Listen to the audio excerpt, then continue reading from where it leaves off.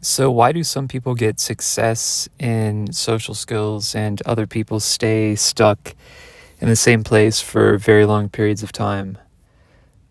Of course, this is a very individual thing. So, without looking at the individual, it's hard to say exactly why it's happening. But I can go over a few reasons that I see that are more general and across the board. So the first one would be people don't see it as a skill that needs to be developed over time.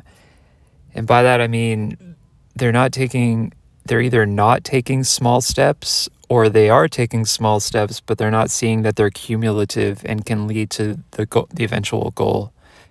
And a lot of it is just continuing to take small steps no matter what happens.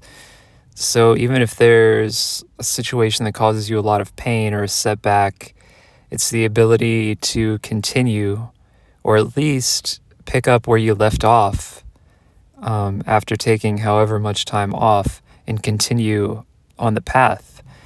The only way you really lose is if you stop entirely, just like something happens and then you think it didn't work, even though you were taking steps and you just stop. That would be a common way where people just either lose interest or they think it's impossible, and so they stop the small steps. Because ultimately, it takes time. I mean, it can take months, even years. And as long as you're taking little steps every day, you are on the path and you will get there. And no matter how fast you're moving, the small steps along the way, you'll see the victories and they'll accumulate. So that's another reason why is people aren't celebrating the small victories.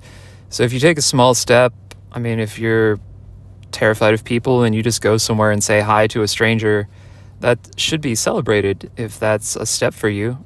So make sure you're acknowledging and celebrating your victories.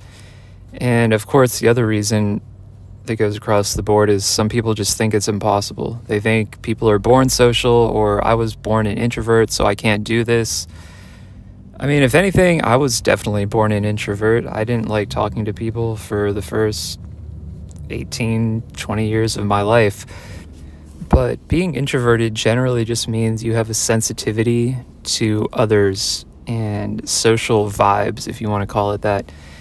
And so if you're born with a sensitivity, that's actually a huge benefit, and it gives you an advantage in social situations because you can read people and situations better than most other people would be able to. But it puts you at a disadvantage in that it can be overwhelming, or you could feel fear at first more than the average person because they're not processing as much as you are. So they're not going to feel that same fear, basically because they're not even seeing the conditions that lead to the fear. So if you are sensitive, it's great because you can learn to be social and you can learn to have that fear there and overcome it.